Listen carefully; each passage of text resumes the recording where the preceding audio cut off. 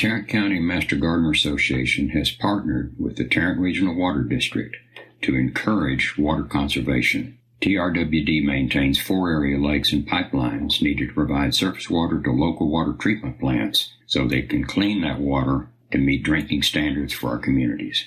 There are currently 2.3 million people living in Tarrant County, and this is expected to double over the next 50 years. At SaveTarrantWater.com, you can sign up for free weekly watering advice custom to your location.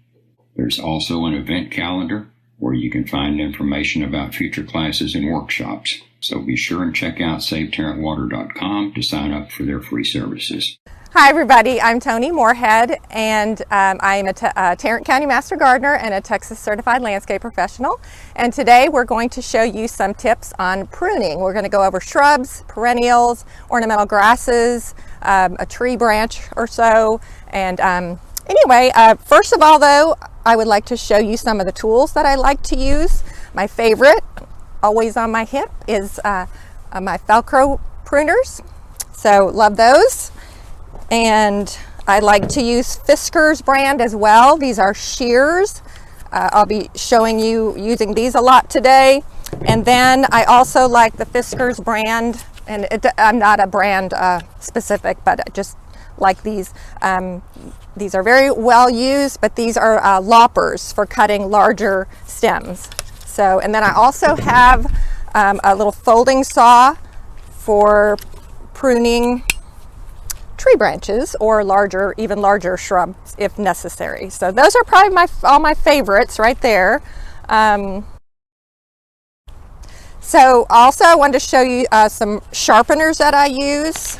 These are called Easy Lap, and they are diamond sharpeners. So I'll just show you a really quick little demonstration on how to do that.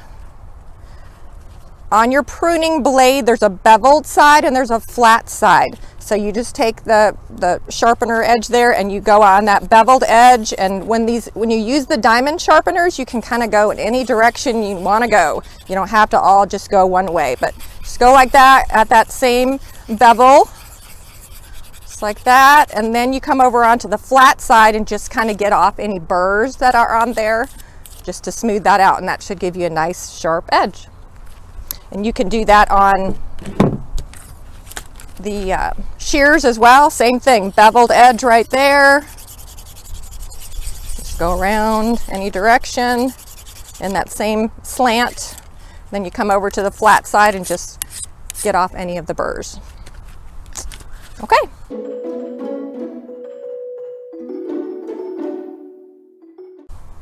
Ready? Let's get going. Okay, the first shrub we're going to do is, this is a Yaupon holly, and I just want to instill some confidence in you that you can prune this shrub very severely if needed. Ideally, if they are spaced appropriately and 45 to 48 inches on center, so center of shrub to center of shrub. If you place your plants that way from the get-go, then your pruning is kept to a minimum. So anyway, I'll just get going on this. This is how I do it. I just come in here and kind of determine the height that I want. So I just come in and cut that off. And even if you're cutting a lot of leaves off, don't let that scare you. With hollies, they can be pruned severely. So just kind of get the height that you want. And then what I do is I start going down at that angle. I don't ever cut in at the bottom coming in, back in toward the shrub. I always want to maintain a domed shape. So now what I do is I start working my way around the shrub with that angle.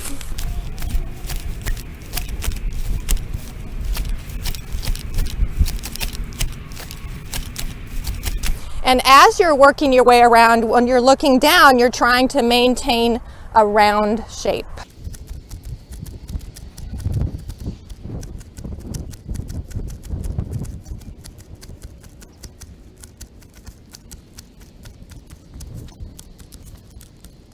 So if I'm confusing you by saying don't cut in at the bottom, I'm just going to trim off these little stragglers out here, but I'm not actually coming in and cutting in there.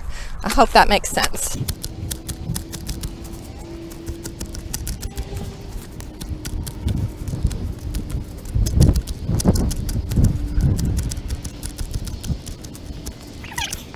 So you can see how I've just maintained that dome shape, and all of this will fill right back in.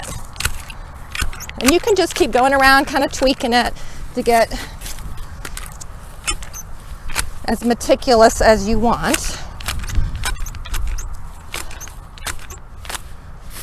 So I've taken off, I don't know, 4 or 6 inches or so, because you anticipate how much the plant will grow over the season. And I usually only prune them once. You can go back and do a tidy up in the fall, but it's not necessary if you do this one hard prune in February. So, Neil Sperry used to say, think about an egg on its side as opposed to an egg standing up. And his point was, you want wider than tall. So I told a client that one time, and they literally pruned every shrub in the shape of an egg. And I was like, okay, maybe I won't use that anymore. So I've heard someone use an illustration of an umbrella. If you could take this handle off an umbrella and set it down over it, that's the shape you're going for. The next shrub we're going to prune is an abelia. Now there are lots of varieties of abelia. There are some that will grow 6 to 8 feet tall and wide. There are some of the newer varieties that stay more compact at about 3 feet tall and wide. This particular variety, it's either Sherwood or Edward Goucher, one of the two. But regardless, all abelias tend to put off kind of crazy growth out of the top. So the way to keep them naturally shaped and more compact is to take those taller stems, instead of just pruning them up here at the top, you want to go down into the meat of the shrub, I say, or maybe even close to the ground, because everywhere that you cut, the stem is going to fork. So you want that forking happening way down low as opposed to up at the top of the shrub. So for instance, these stems right here are sticking up and kind of crazy looking. So I'm going to take that and come that way. It will send up new growth down low. So I'm just going to work my way around the shrub and just tidy it up basically. But I want to keep on abelias, I love that free form growth to them. Instead of making them into squares or tight balls like that, just let them maintain that shape, but we're doing it naturally.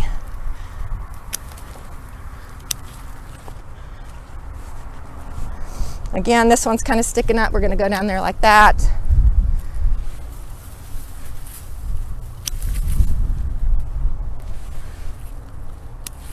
So I don't know if you can see that. We've just reduced all that craziness, so it just kind of has that naturally weeping shape here. Okay. This is Anthony Water Spirea. Lots of different spireas, so it might be a little confusing, but this particular variety, it blooms about May, and this is how I prune it.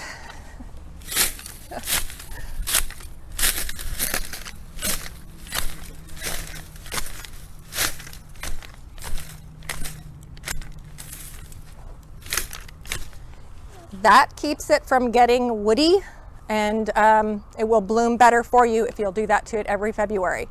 There's 2 other varieties, Lime Mound and Gold Mound, that they stay smaller than this, and those I will just give a little haircut to. I don't prune those as severely. And then there's another variety called Bridal Wreath that will grow 6 feet tall and wide. And that one blooms much earlier, so you don't want to do that. Do not do this to Bridal Wreath Spirea. That's one where when it's done blooming, because it's a spring bloomer, you prune after it's done blooming if you need to. And it's that technique of just taking the tall old stems and cutting them down at the ground if you need to. You don't have to do that to that shrub. If you've got it sited where it can grow 6 feet tall and wide, leave it be. Okay. All right, this shrub is needlepoint holly. It's very similar to Burford holly, but what I want to impart to you on this is try to get away from hedging with mechanical pruners, because they can tear these large-leaved hollies, And I prefer to prune them by hand with loppers or hand pruners.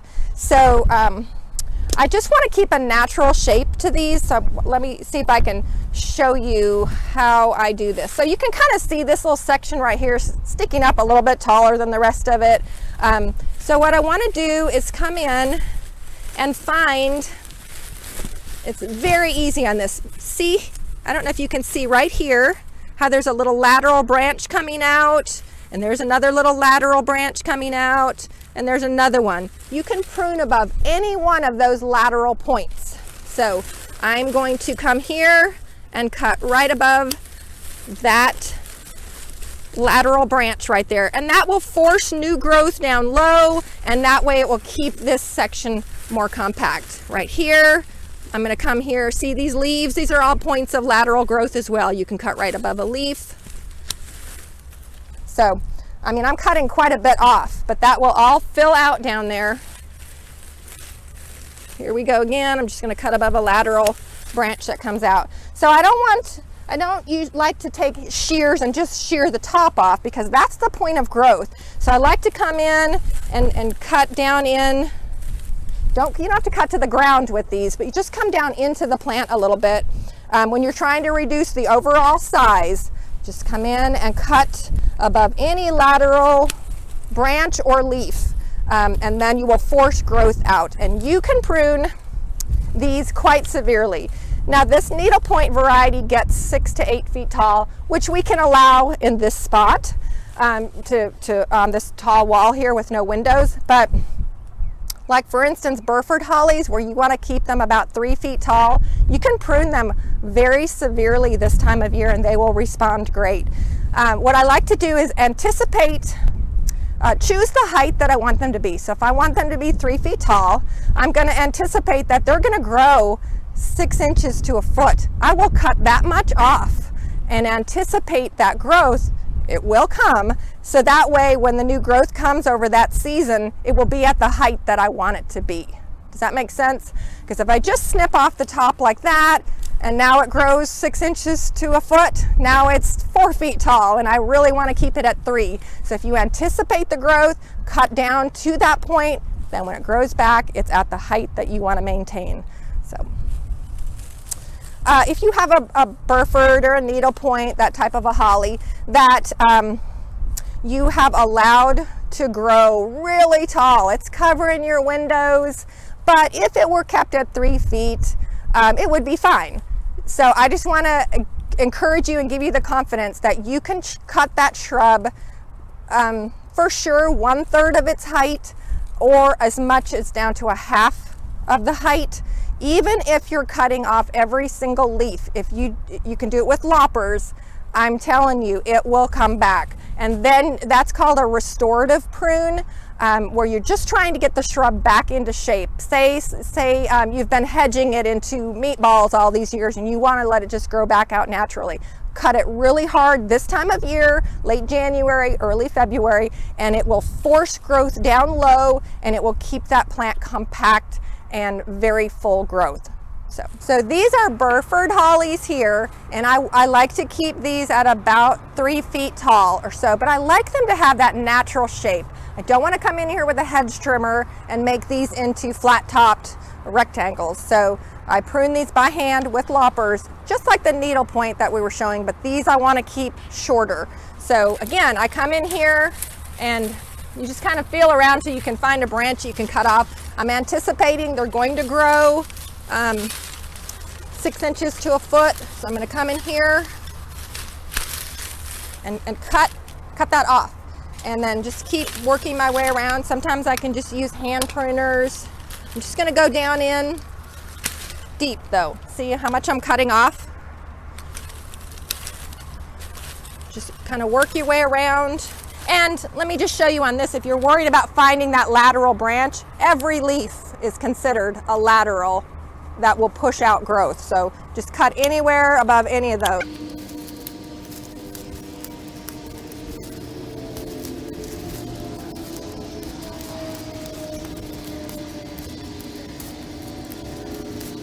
You can see how this is sticking so far into there. I'm going to cut all that back.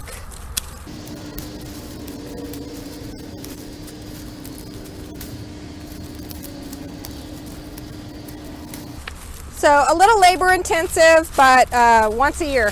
Just do it once a year.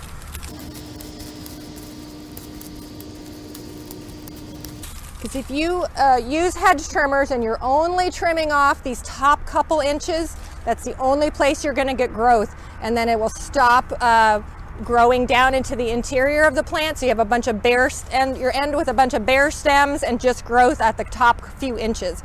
So what if you pull these plants apart, you can see growth way down in deep, because I do this method of cutting down in there and you know, down at least 6 inches to a foot every February.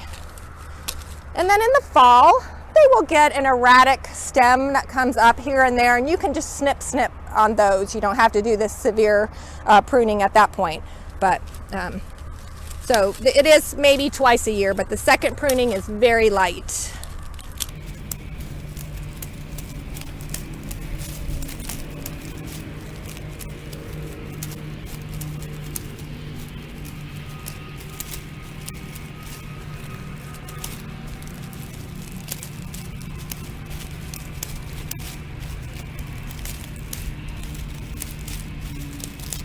Again, so you can kind of see the difference between this height and down here, anticipating they will grow up to here, and that height is great. If you have, again, allowed these to grow up to here and now they're covering windows, or if they'd been hedged in squares for years, you can come in with loppers and cut them down. Just pick the height a little bit below where you want them to be ultimately. Take loppers and just chop them all off, and they will come right back out. When I show the video, I show a before and after of where I've had to do that restorative type of pruning, and it's quite severe, but you don't do that every year. So I think that kind of shows just the difference in the height here as opposed to what I just pruned. Okay, this is, I think, a really good example to show. I'm going to talk about pruning nandinas, and all nandinas are pruned the same way, whether it's the tall Nandina domestica, or this is a variety called Firepower, which looks very similar to Nana, and they're all pruned the same. We never want to hedge a nandina. We take the tallest cane, they're called, and prune that down to the ground. So can you see that this one little stem right here is taller than the rest of the plant? So what I'm going to do to even up this plant, instead of just snipping it off up here, what we do is take the tallest cane, follow it down to the ground as close as you can get. You just manhandle the shrub and get it down in there. As you can see, all the way down there, I'm going to take this tall stem and I'm going to cut it off all the way down there. And this one here is a little, there we go, we got that. So now that you can see the shrub shape has evened up, we don't have that one tall one right there, but what it does is at the point of that cut is where the new growth is going to come. So the new growth comes down low, it keeps the shrub compact and full. And all nandinas, Gulfstream, Lemon Lime, Obsession, Compacta, they're all Nandina, the Domestica, the big tall variety, all pruned the same way.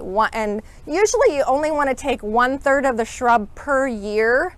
You don't cut every single stem that way, just a tall, random tall one, or sometimes as many as 1/3 of the shrub per year. Cut them down to the ground, and you do that every February. That's the only time you have to touch the shrub, and it will stay full and compact. And look at that gorgeous winter color on these Firepowers. Amazing. I love this variety of Nandina. It doesn't berry, it stays very small. Just a great, it handles shady conditions, full sun conditions, you name it, it can take it. Yes. So, okay. So here you can see the long stem, how I just made that cut right at the bottom. So it was in there like that, make that cut, take it out, and then you can see how we're just back to a nicely shaped shrub. Sure. This is the tall Nandina domestica, which, you know, is the old-timey tall variety, but the principle is the same. I don't know if you can see, but we have a real tall branch, 2 branches on this that are really tall. So I want those to be a little shorter. So instead of just cutting them off at the top, what I do is follow that cane all the way down to the ground.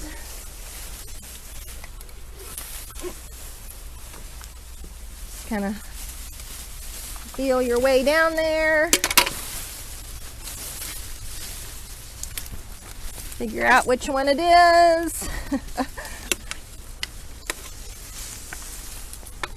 Let me see here. There we go.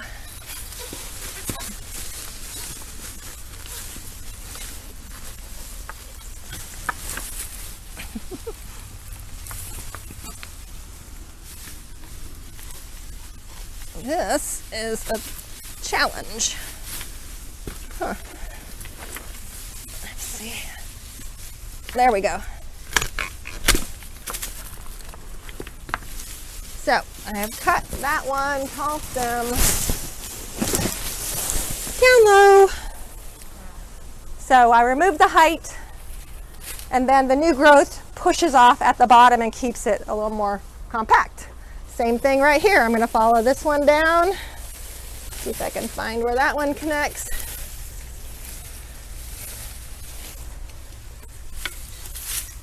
And on these tall ones, I don't worry about getting quite so close to the ground. As long as I get way down closer to the ground, even if it's a foot up, that's fine.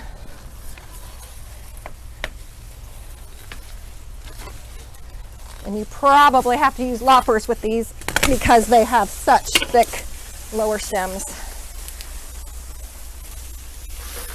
So all that will bush out back here then and be great. Okay, this is again another Nandina called Gulf Stream. Again, the same principle. I just wanted to illustrate on all the different types. So again, see how this stem just stands up a little bit taller than everything else. Follow that down. Just kind of work your way down to find down at the base of the plant, right down there. See if you can see that. And then you will cut it off fairly close to the bottom. Again, this one here is sticking up a little tall. I'm going to come in there and cut that.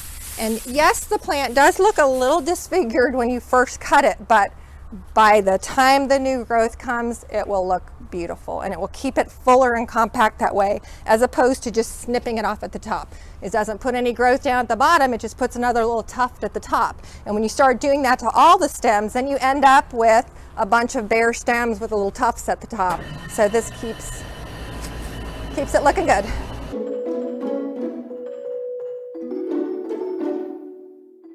So now I'm going to show you how to cut off a low tree branch. I want to show you the 3-step method. The first step is to come out at least 6 inches to a foot from the trunk and make an undercut. So you come in here and just kind of undercut partially. You don't come all the way through. Then you come out a few inches beyond that undercut and you just cut the whole thing off.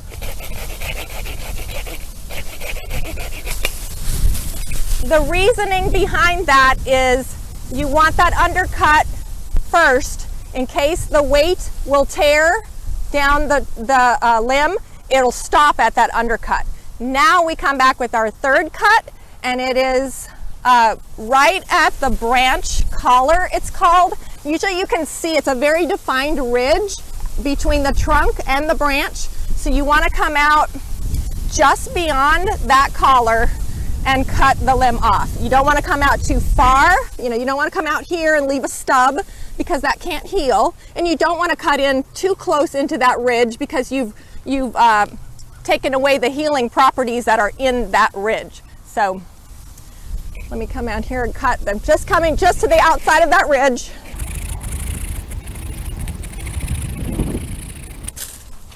So now you have a nice clean cut. That bark ridge can now heal, or it's actually compartmentalizing this wound, and it will come and cover that cut.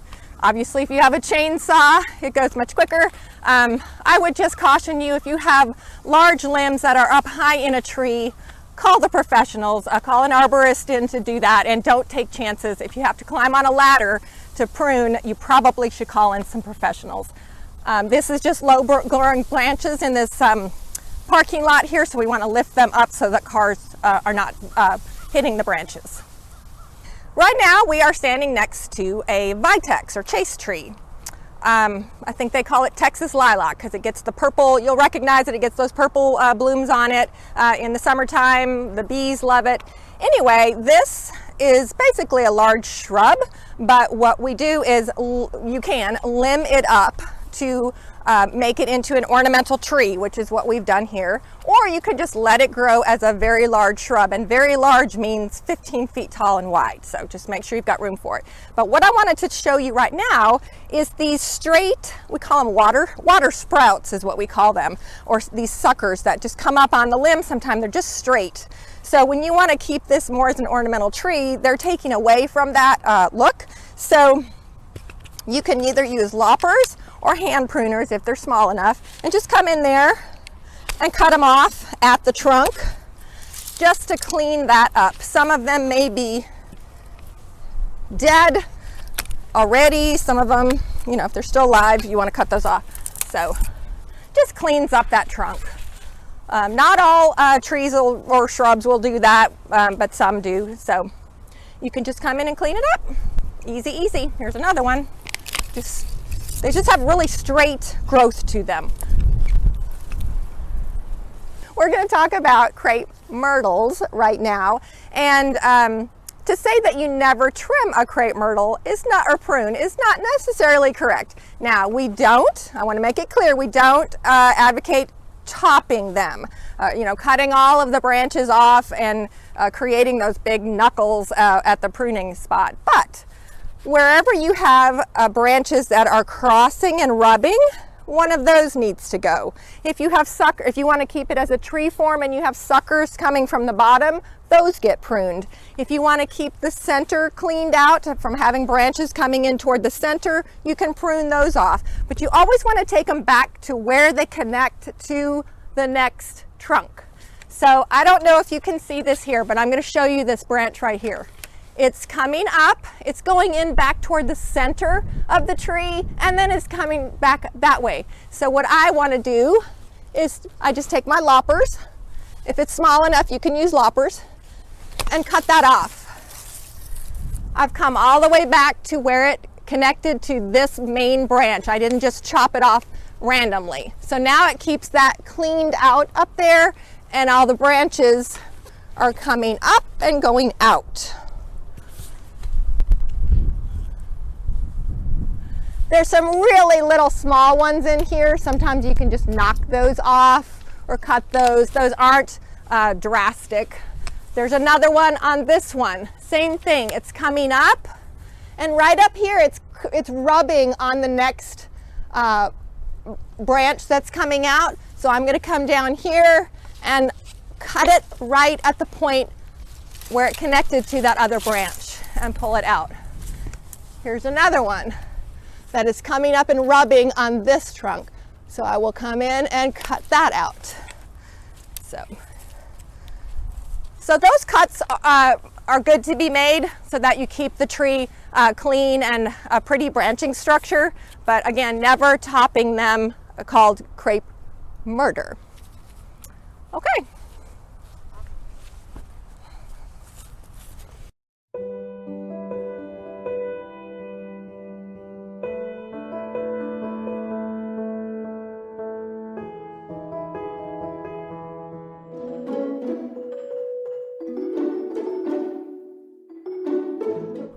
All right, so now I'm going to show you how to prune an ornamental grass. One tip that I use is a bungee cord, because what you'll do is you can also just use a string, and if you will tie the ornamental grass up, then when you cut it off at the bottom, it's all bound up already. If you don't do that and it's a windy day like we have today, you will have grass clippings all over the place. So this just makes it a little tidier.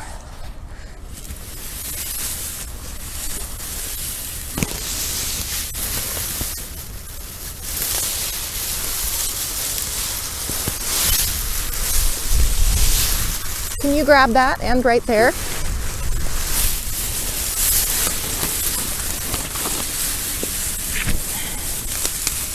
And can you see that end? And I will try one more up atop. Let's do one more. Yep. Okay. Oops. Oh, sorry. Here you go. Did I hit you? Okay, can you see that? Okay. So then, if you have mechanical hedge trimmers, you can do that. Just come in and slice at the bottom. I don't have one of those today, so I'm just going to again use my shears for this one. So you just come in there. You can't just lop it off at once. You kind of have to take little bites out of it. But with this type of miscanthus grass, it's adagio is the variety, we want to cut that down to about 3 inches tall.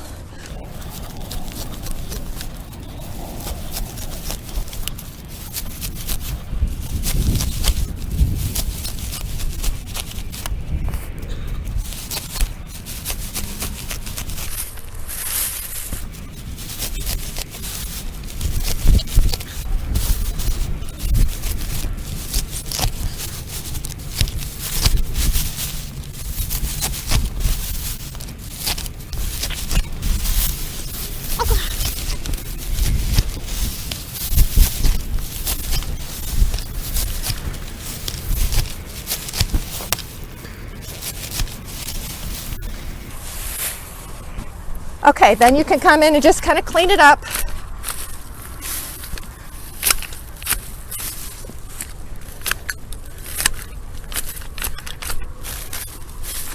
This doesn't have to be super precise because all of the new foliage will grow up and hide all of this.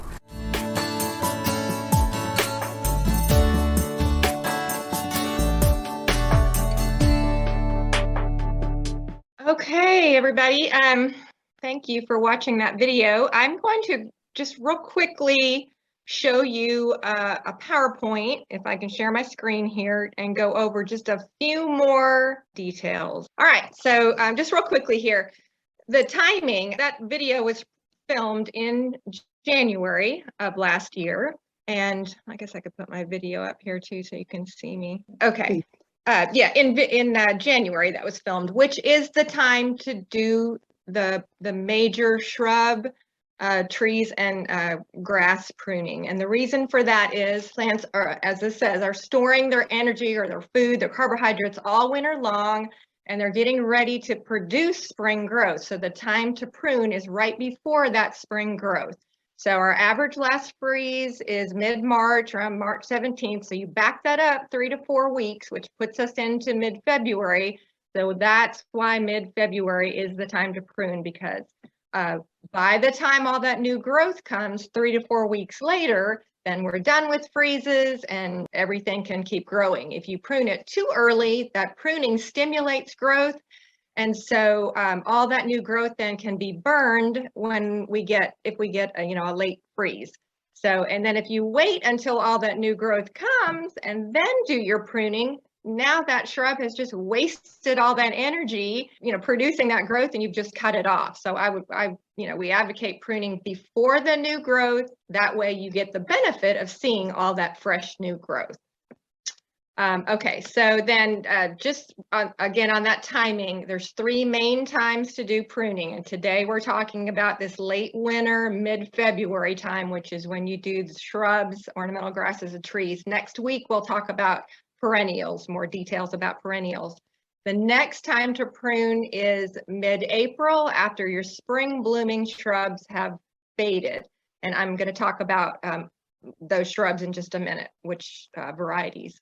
And then the last one will be after our first freeze in the fall, which usually, or the average is mid-November. So, we could be just a couple weeks away from our first freeze, but it seems like it's usually around the first week of December that we get that freeze. So anyway, if you have any question on whether a branch is dead or alive, one way to tell is if you just take your fingernail or your pruner and just make a little scratch in the bark. If it's tan or gray underneath, that means it's dead. If it's green underneath, it's usually alive. We did see some of that with our freeze in February last year, where I know Neil Sperry talked about this, where it's almost a stain of green. The branch is really not alive, but it's just an old staining of that green. But it's usually an indication of life, but sometimes it's not. You just kind of have to wait sometimes, like we did with that unusual freeze. We had to wait to see what did push new growth later on, but it's one test. And then also I wanted to point out here, when you are pruning, you always want the top of the shrub to be more narrow than the bottom, because if you prune it, like when you see over to the right, that incorrect, if you're pruning it so that the bottom is narrower than the top, then sunlight can't get to the bottom of that plant and it's going to start losing leaves. So always, make sure that the top of the plant is more narrow than the bottom. So what I'm showing you here is we call this poodling. Like, it's a Yopon holly, which is an ornamental tree, and it's been clipped into these spheres. So it's a formal look. If you like that and you don't mind that maintenance, it's fine. But I always encourage people to just let the shrubs or trees grow out naturally.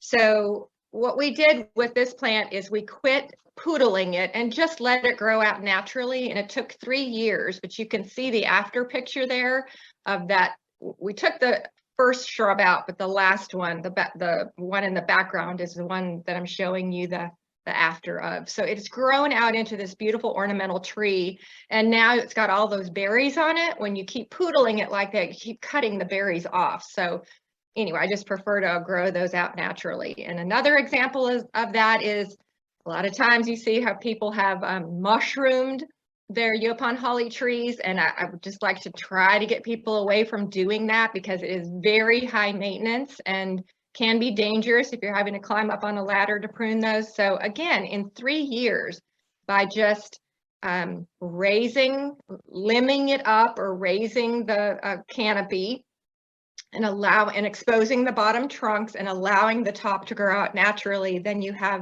this beautiful little ornamental tree that now you can actually see out of your windows, and you can plant something underneath of it. So then I talked about nandinas in the program. I showed that how, so you never want to hedge a nandina. This is a nana or a firepower that's been hedged with a hedge trimmer. They look like little paint cans. Don't want to do that. Here again, this is on, if you're in Keller, it's on 377 in Keller. Take a look at it. They prune these poor Gulfstream nandinas into these square towers.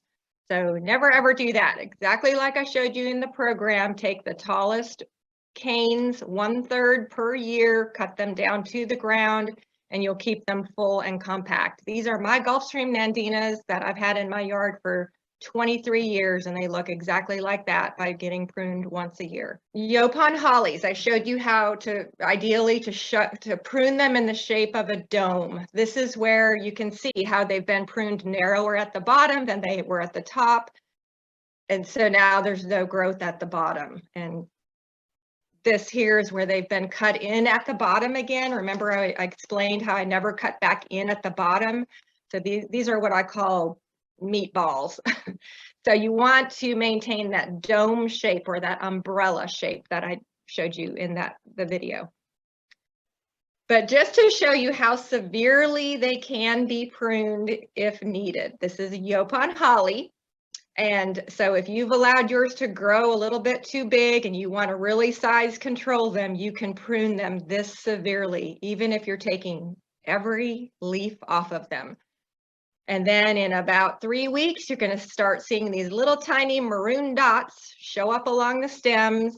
And that means new growth is coming. With Yopon and Carissa holly, their new growth is kind of that burgundy color. And then a little bit after that, you're going to see the leaves really start to form. And then in just about a month or so, you're going to have all new growth on there. And you'll have just a really nice shaped, dome-shaped shrub. And this is that same shrub shrubs that same year in the fall. So they're looking a little woolly, so that you could go back and do a tidy up prune in the fall, but just showing you that they've maintained that natural dome shape by not pruning them again. And so I had talked about Burford holly and needlepoint holly. If you've allowed them to grow way out of bounds, they're covering your windows like they are in this picture. I just want to show you how severely these can be pruned like that. So you just take your loppers, cut them down to below the height that you ultimately want them to be. And this is what I call that restorative prune. It's very drastic, but you only do this where you say you've hedged them for years and you want to get them out of that hedged look, or you've allowed them to grow way too big and you want to really size control them. That's how severely you can prune them. You can see all the carnage left over from that prune because we were trying to get them below the window. And this is how they look that very same year. Just within that spring season of new growth, they pushed all new fresh growth and they're nice and thick now. And anyway, just showing you that's how severely you can prune them. So, and you can grow them in together as a hedge, but just do that in a natural shape. Allow them to grow out into that natural shape as opposed to hedge trimmer. So what I want to show you here is how I anticipate that they're going to grow up to 3 feet and they're going to grow 6 inches to a foot. So I cut that much off. So you can see right here how I have cut this down to that height, and they will grow back up to that season. So then you have all that new fresh growth at the height that you ultimately want them to be. And then in the fall, I had mentioned that before, they kind of put up that erratic growth, and you can just come back in with your hand pruners or shears and just snip off that new growth. You don't prune them as severely as you do in the springtime. It's just to tidy them up for the fall. So this is where I want to show you what that lateral branching is. You can see right here is a lateral branch and here's another lateral branch. So if you just cut right above that lateral branch, cut that off, then that forces growth down the stem below where that cut was made. So this is a Nellie R. Stevens holly, which is a very large holly. It will grow 15 feet tall, 10 feet wide. This was at my neighbor's. And they've, you can tell it's up above the eaves right there, up above where the gutters are. So it's probably, I don't know, 12, 14 feet tall, but it just got so big and they were having to get on a ladder to cut it, keep it pruned. So they decided to cut it severely last February. And that's how severely they cut it. They got it down below the gutters. And that's how it looked in September of the same year. It completely pushed all new growth out. So now it's at a manageable size for them to keep it at that height. So I just wanted to give you confidence that you can cut them very severely. This is hollies. Now, if you look at this picture, that's a light pole there. That's probably pushing 30 feet tall. So you can tell that this shrub, this is a Nellie R. Stevens that has never been pruned. So it's allowed to grow very tall. And it's more than half the height of that pole. And then that parking space there is 9 feet wide. So you can see that shrub grows well beyond 9 feet wide. So if you use this shrub, please site it in a place where it can grow very large. And that will keep you from having to prune it so much. This was at a client's house, and these are Nellie R. Stevens. So you can see how big they get. And they were trying to keep them at 2 feet tall and wide. You are asking way too much out of that shrub. So there are shrubs like Nandina's that grow to be 2.5 feet tall and wide. So use a shrub like that as opposed to trying to keep a 15-foot shrub at 2 feet. So pruning starts with plant selection, really. If you will choose the right plant for the right place, then you keep your pruning to an absolute minimum. Okay, so I talked about abelias at the beginning of the program as well. And I mentioned that there are abelias that grow 6 to 8 feet, and then some that are, more in the 3-foot range. So again, if you've had a large variety abelia, that you have been hedging into squares or into little balls for years and you want to get them back into their natural shape, you can prune them down to 18 inches. And just like that, you will cut off every single leaf. You're just going to take your loppers and cut every single stem down to 18 inches. And that very same season, it'll look like that. It will push all new growth, and then you'll have this naturally shaped shrub. And then you can go back to the practice that I was explaining in the video, where you just take the tall, crazy ones and cut them back down into the meat of the shrub, and you'll keep it naturally shaped like that. But you can do that drastic restorative prune on them in February if you need to. So then this is a variety called Canyon Creek, just allowing it to grow into its natural form. It's just so beautiful when it's allowed to grow naturally instead of being hedged. This is a variety called Sherwood Abelia. So you can see it's kind of got all the crazy stuff going on at the top. And that can just be hand pruned to get it back into its natural shape again. These are Rose Creek Abelias, and I will show you how hard I prune these. Just like that. I actually take a hedge trimmer, a mechanical hedge trimmer to them, and cut them in a dome shape, and it removes every single leaf from them. In February, this gets done. And in a few weeks, they look like that. And I just leave them alone. And by summertime, they're in full bloom and they're just beautifully shaped. So, but I want to keep mine size controlled. So I do that really hard prune on them in February and then just leave them alone. This is that Sherwood Abelia. Again, you can see all abelias have that crazy growth that comes out of the top, and you just go down into the meat of the plant, snip, snip, and tidy it up. Loropetalum is another very large shrub that if you need to get it back down to size, because they grow very, very large, you can prune it that hard and it'll grow back just like that during the same season. I do want to caution you on this shrub. I'm sure lots of you lost them in the February freeze, but if you decided to replant them, be on the lookout for this stem canker or bacterial gall. I was seeing a lot of that in the recent years, and there's no cure for it. You're going to get dieback on the limbs that have these spots of canker. So if you prune those limbs off, you have to sterilize your pruners with every single cut. So I'm not using this plant a lot anymore. In fact, none, because of this problem, because of iron deficiency, and also because of the freeze.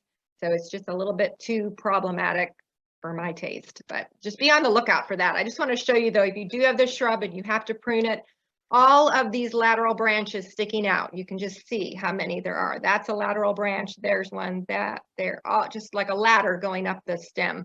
You can cut above any one of those lateral branches to push new growth. This is a variegated privet. A lot of times variegated privet will start reverting back to the green variety. So if you want to keep it variegated, you have to cut the green sections out. And if you use this shrub, just be sure that you put it in a spot where it can grow very large, like 8 to 10 feet tall and wide. Oleander, they had a lot of freeze damage. So if you do have freeze damage on them, sometimes you have to cut them to the ground, and they'll usually come back from the ground, but just know that you can prune them that severely if you have to. They grow very, very large. I didn't talk about roses in the video, so I wanted to just quickly go over that. If you have roses, again, the same timing, February, you want to cut out any dead wood, any stems that are pointing toward the center, and then you want to cut above a leaf node that is pointing outward, because the goal is, if you can see my hands, the goal is you want this vase shape with all of your stems pointing out and then a clean center. I'll show you a picture of that. If you have drift roses or carpet roses, you can just cut them down to about 6 inches tall and let them regrow. And then climbing roses are pruned, spring bloomers are pruned after they bloom. So you just kind of tidy those up, cut out any dead canes, and then maybe remove 1 or 2 of the oldest canes at the ground each season to just keep new growth coming and getting it blooming. So this is just showing you what I was just demonstrating with my hands, that you want that all of the stems facing, going outward and a clean center. And then you cut above a node that's facing toward the side. You wouldn't cut here because this bud is going back toward the center of the plant. You cut above a node that's facing outward. I do want you to be on the lookout for rosette disease, though. When you're doing your pruning in the springtime, be sure to look for this disease and get rid of any roses that you see this on, because there is no cure for it. You're going to be looking for distorted, really red new growth. It's called a witch's broom of new growth. It's very, very distorted, and excessive thorns. I mean, every millimeter of that stem will have thorns on it. Okay, so just a few more. These could be considered perennials or shrubs. American beautyberry, butterfly bush. If you will prune each one of those down to about 12 to 18 inches every year, then you keep this plant at about 4 feet tall and wide, and it just keeps it bushier. If you don't mind them growing very large, you can let them, but if you want to keep them size controlled at about 4 feet or so, that's how you do that. There are some smaller varieties of butterfly bush, some new varieties out, like pugster, that only grow, I think, maybe 2 to 3 feet tall, so they stay a little bit smaller. I spoke about the spirea. I showed you how the Anthony water, if you will cut that down to the ground every February, you keep it from getting woody and rangy, and it blooms better. And then this is the gold mound or the lime mound that you just give a haircut to, because it's a very small shrub, so you don't have to prune it that much. I showed you the ornamental grasses. I just wanted to show you, when you're pruning, if you have drip irrigation, be sure to check that you haven't cut your lines when you're doing your cutting of any of your shrubs or perennials. Get those repairs made. This is that second category of pruning where you prune after spring blooms. So bridal wreath, spirea, viburnum, forsythia, quince, azaleas, Indian hawthorns. If anybody's got any Indian hawthorns left, because 99.9% of us lost all of them in the freeze. So doesn't really break my heart, because they had entomosporium fungal leaf spot problems before that and bagworm problems, and then the freeze took them out. So to me, it's just a problem plant that's out of the picture now. But anyway, if you've decided to replant them, and just know that you need to wait till they're done blooming before you prune them if you need to. Again, if you've sited them in the right place and they can grow 4 feet tall and wide, you shouldn't have to prune them. Okay, this is showing quince. That just gets pruned after it blooms if you need to. Some of these can grow 6 feet tall, and they've got thorns on them too, so be careful when you're pruning. Bridal wreath spirea, again, a very large spring bloomer. If you put it in a spot where it can grow 6 feet tall and wide, just leave it be. And forsythia, again, probably 6 feet tall and wide this plant is. So if you've got it in a spot where it can do that, just let it grow. But if you have to prune it, do it after it's done blooming.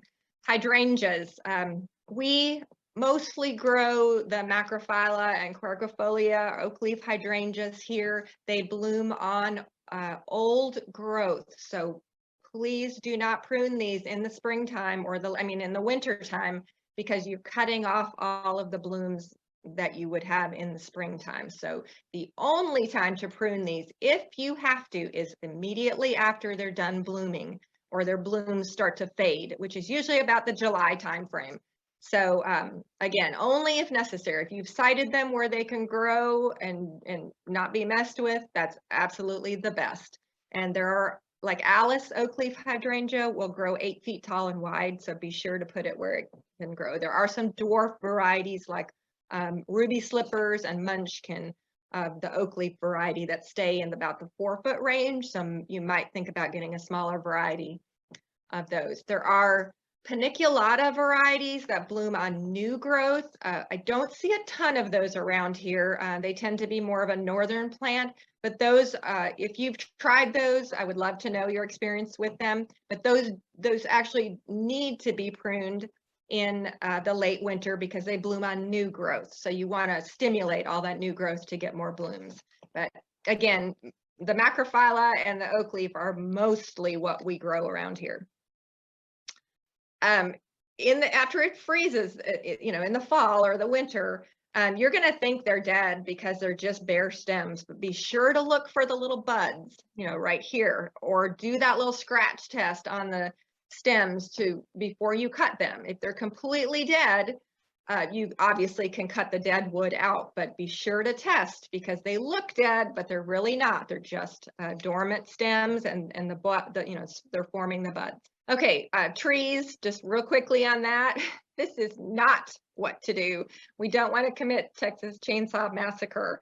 So I just want to go over quick little things. I talked about this in the video, but just if you have rubbing branches where the branch is coming back in toward the center and it's rubbing on another one, you need to cut that.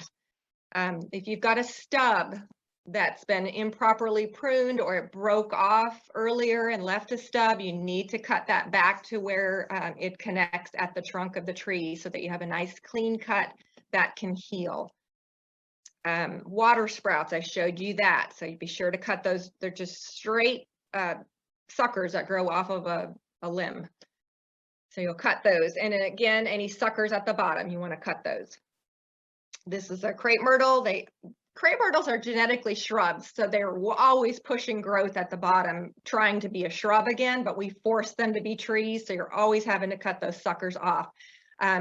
There is a product called Sucker Punch that is a growth inhibitor, so you can spray that on them to slow their growth. I think it inhibits growth for about 6 months, but you cannot spray a stump killer on them or you'll actually kill the whole plant. So be careful about that and just prune them off as needed. And this is an example of those water sprouts on a magnolia. So you see how the skinny little stems are just growing straight up off a limb. So you just cut those off and clean it up. Here's something I didn't mention in the video. Be sure to cut off any girdling roots that are coming on the trunk, around the trunk of your tree. You need to cut those off because they can stop the flow of nutrients and water up the trunk if they dig in deeply enough into the trunk. It strangles the tree. Again, these are very poor cuts that were made on these trees. You can see the big stumps that were left. Those need to be cut back to that branch ridge collar that I talked about in the video. This is just an illustration of what I was showing you, how you make the number one cut is that undercut, where you come out 6 to 12 inches and make that undercut to prevent the tearing down the trunk. Then you go out and make your number two cut about a foot out, and then you make your final cut right near that branch collar. I do want to caution you on oaks in the red oak family, or live oak and red oak. The only time to prune those would be in the middle of winter, preferably before February 15th, or in the hottest part of the summer. But you really don't want to be pruning trees in the dead of summer if you can help it, because it's so stressful. So ideally in the wintertime, and then the only time that we recommend pruning paint is on oaks. It's to prevent oak wilt. It's really not necessary on other trees. So this is what I wanted to show you. If you don't make that first undercut and you don't remove the weight with that number two cut, then what can happen is the weight of the branch can pull, and then it makes a huge wound down the trunk, and it's just harder for that tree to heal. So that can completely be avoided if you do that 3-step method. So just quick little shot of not cutting in too close to the bark ridge and not cutting out too far from it, leaving a stump. It's just right up at the, quite a little bit of an angle right at that bark ridge. This is showing you an example of a poor cut that was made. You can see right there where that branch ridge is, right there. And you can see in this other picture, this perfect cut that was made years ago and how that's completely healed over. This stub right here cannot heal over because it just can't get over that large of a stump. That should be gone. You should go back then and clean that cut up so that it can heal. This is just a caution when you're planting trees, look up and don't plant them under power lines, because Encore is going to come in and do the pruning for you and it won't be pretty, but they're trying to keep your electricity on. So watch where you plant your trees. I know birds probably planted those. Okay.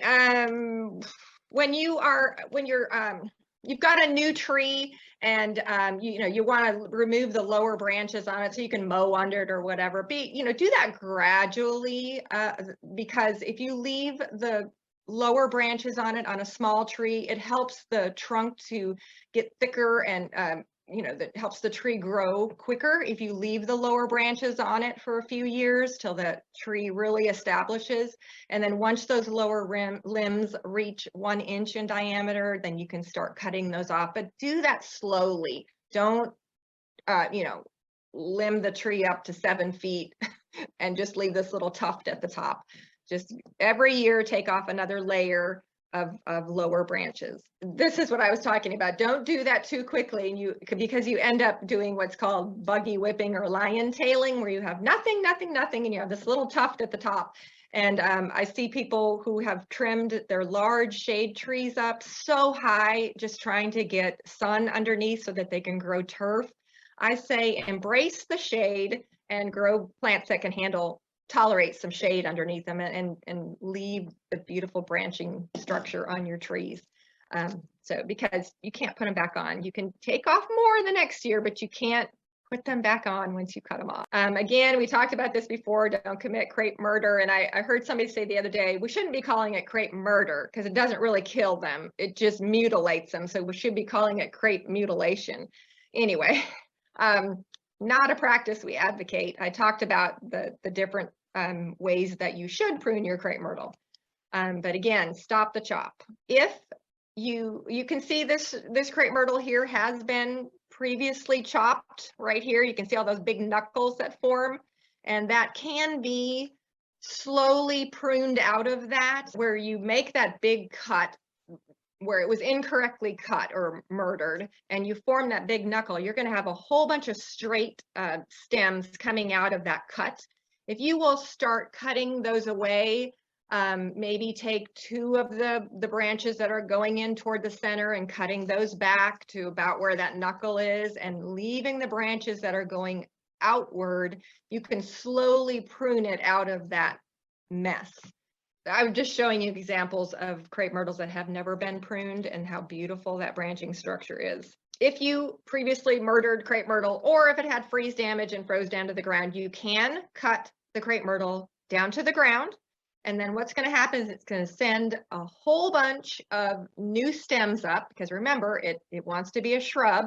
So it's going to send up, 20 new stems. So you pick half of the strongest stems to become your new trunk.